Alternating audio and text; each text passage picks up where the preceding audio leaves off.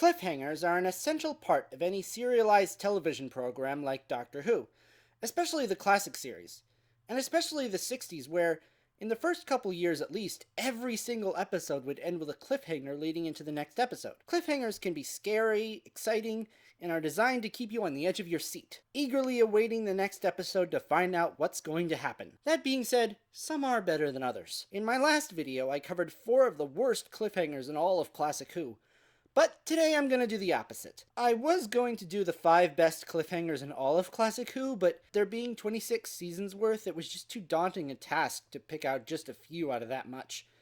So instead I'm doing the 5 best cliffhangers from each decade. To start off in this video are the top 5 cliffhangers from the 1960s era of classic Doctor Who. The Dalek Invasion of Earth. Episode 1. After discovering that something seems to have gone horribly wrong in Earth's future, the Doctor and Ian are surrounded by the creepy zombie-like Robomen. They plan to get away by jumping into the Thames behind them, but as they turn around, they are shocked to see a Dalek rising out of the water. The Daleks had made a huge impact on the British public and are often in fact credited with what made the show such a huge success, or at least one of the things. So of course they had to bring them back. And I don't know how the promotion was at the time, but it must have been a really huge shock, since at that time, of course, nobody knew of it as the Dalek Invasion of Earth. The episodes were just titled separately, so most of the people probably had no idea the Daleks were even coming. They kind of tried to copy the iconic image of the Dalek rising out of the water by having one rise out of the sand in the next Dalek story, The Chase, but kind of just ends up being a poor imitation. Partly because it's just a copy of something that had already been done. I maintain that the best sequels are the ones which do something different and unexpected, and I think that's part of why this story is so brilliant. The first and only other time we'd seen the Daleks at this point was on their home planet of Skaro, where, in that point of their history, they couldn't even leave their city. This, of course, made their appearance on Earth even more surprising, and led to one of the best stories of the First Doctor's era. The 10th Planet.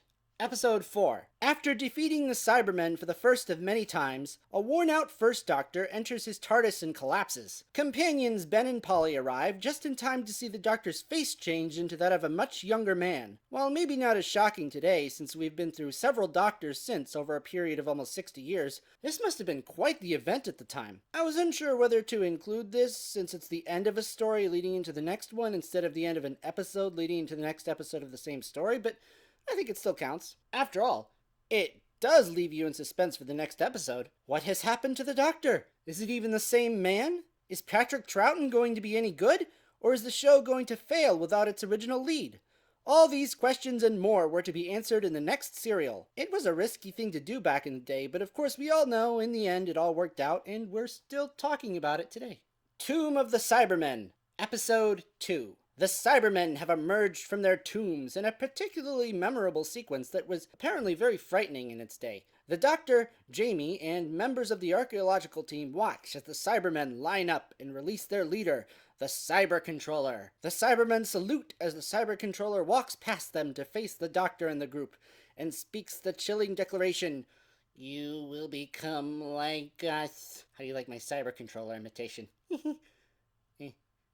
The Doctor and the group are trapped with seemingly no chance to get away from an army of Cybermen and the terrifying fate of becoming like us, which awaits them. The characters are in danger with no way out, and it does precisely what a cliffhanger should do and does it well. Good cliffhanger for a good story. The Mind Robber. Episode 1.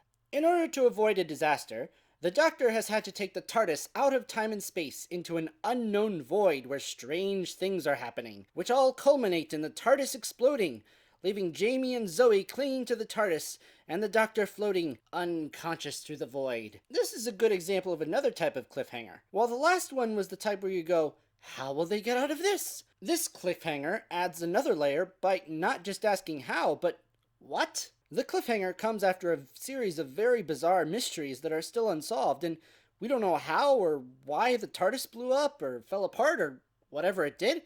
It's strange, bizarre, creepy. Oh, and then there's that other element that gets talked about. I won't talk about that here, though. Let's just say there's another reason behind the constant discussion of this cliffhanger. Anyway, it's a good start to a great story. If you haven't watched this one, you should definitely check it out. The War Games, Episode 9. Having defeated the plans of the War Chief and Warlord, the Doctor realizes that he does not have the means to put everything back in order in his own. He must call on his own people, the Time Lords. But for some reason, the Doctor doesn't want to be there when they arrive. The Doctor, Jamie, and Zoe attempt to reach the TARDIS before they do, but it is too late. Everything goes into slow motion as the Time Lords slow down time. The Doctor finally reaches the TARDIS, but passes out before he can get in. This cliffhanger must have been huge, mind-blowing at the time. Not only was it built up to very well, but up until this point, viewers knew almost nothing about where the Doctor had come from or who his people were. This is the classic series equivalent to something like, I don't know, Utopia, or the surprise twists in The Day of the Doctor. And even better, although his people had finally been named, it was only a tease for their actual appearance in the following week's episode. I don't know if there's ever been another reveal in the show to top this one. Also, as an honorable mention, the episode 10 cliffhanger is pretty good as well, with the Doctor regenerating and going off to his exile on Earth. So what did you think of my list? What are your favorite or most memorable cliffhangers from the 1960s era? Let me know in the comments below, and I'll see you next time!